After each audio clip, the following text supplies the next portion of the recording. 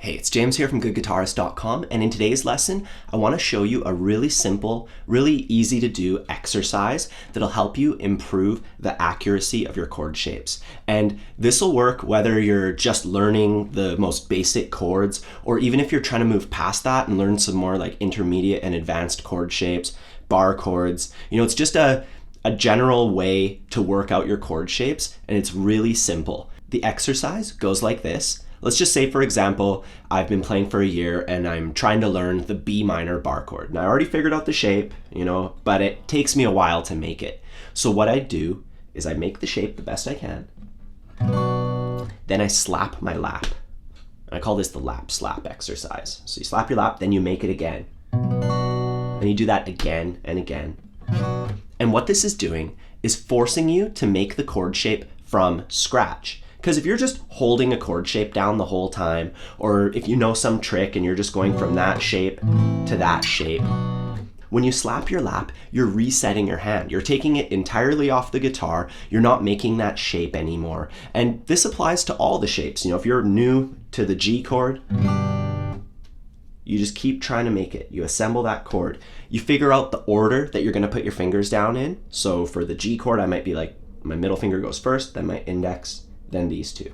And then you slap your lap, you do that again. And the next time you do it, you'll be a little bit faster. You get a little bit faster because you're practicing making the chord shape over and over. If you do this 20 times, you've made the G chord 20 times in a row, and that's gonna build up your muscle memory faster than anything. So we could stop right here. You could just take a look at all the songs you wanna learn, write down all the chords in them, figure out which ones you're already pretty good at, figure out which ones you need the most help with, and you could just do that exercise for all the chords that you need the most help with. And if you want kind of just like a checkbox list of things so you can see what you've accomplished, I actually have one at the very end of my ebook for rhythm guitar. So as far as learning all the basic chords and even some like 7 chords like C7 and G7, it's all in the ebook and it's totally free.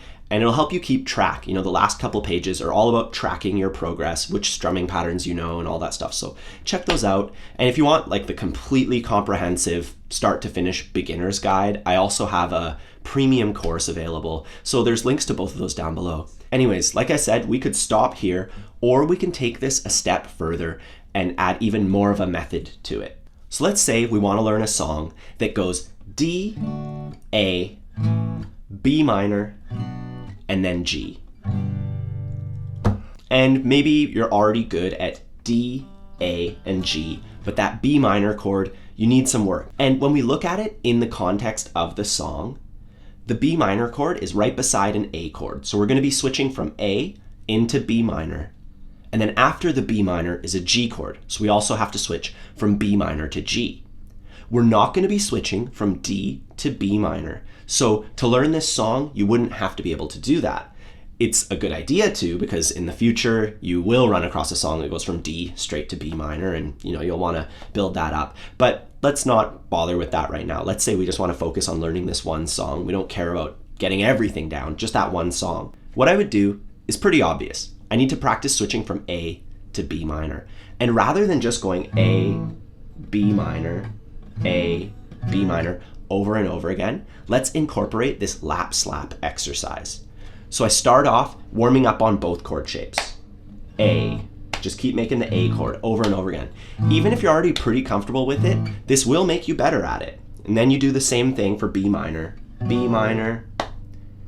you just keep practicing making it from scratch till eventually you can just put all your fingers down at once. And like I said, you can do this with any chords. This is just an example here.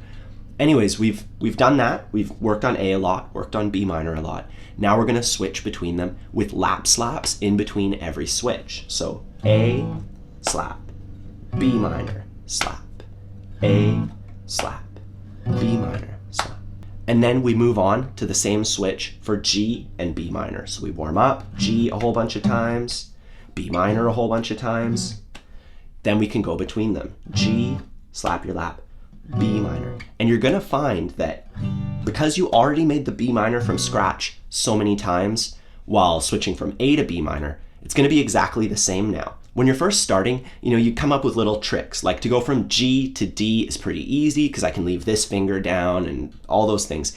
This gets rid of that. This makes it so that you can just make that chord from scratch. No more tricks. Now you just have the muscle memory to make an accurate chord shape right away, and it's not going to be dependent on which chord is before it and which chord comes after it.